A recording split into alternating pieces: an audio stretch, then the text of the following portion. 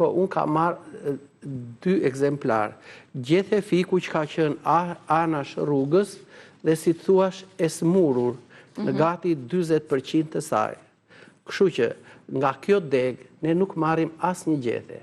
Edhe ne po ta shohim në natyrë të shpuar me vrima si të ngrëna këto, më mirë tek ky fik ne nuk afrohemi fare. Ky është rasti kur nuk duhet përdoren gjethet e fikut, do të zgjidhni gjithmonë të shëndetshme, tashmë degën tjetër. Pra, edhe ky lloj këtu nuk do të përdoret, ja ku kemi këtu. Atëherë. Ka disa gjethe të shëndetshme. Atëherë, shiko çfarë bëjmë. Star.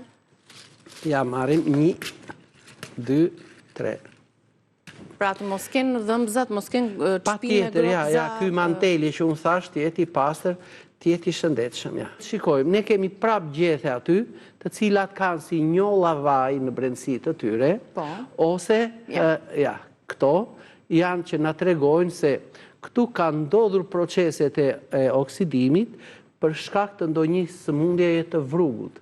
Që do të thotë kjo gjethe nuk përdoret. Nuk është mirë të përdoret për çaj. Ose ashtu siç është ajo gjethe birusja e kumbullave për shembull, po ashtu virusi dëmton edhe e shpon gjethen kështu.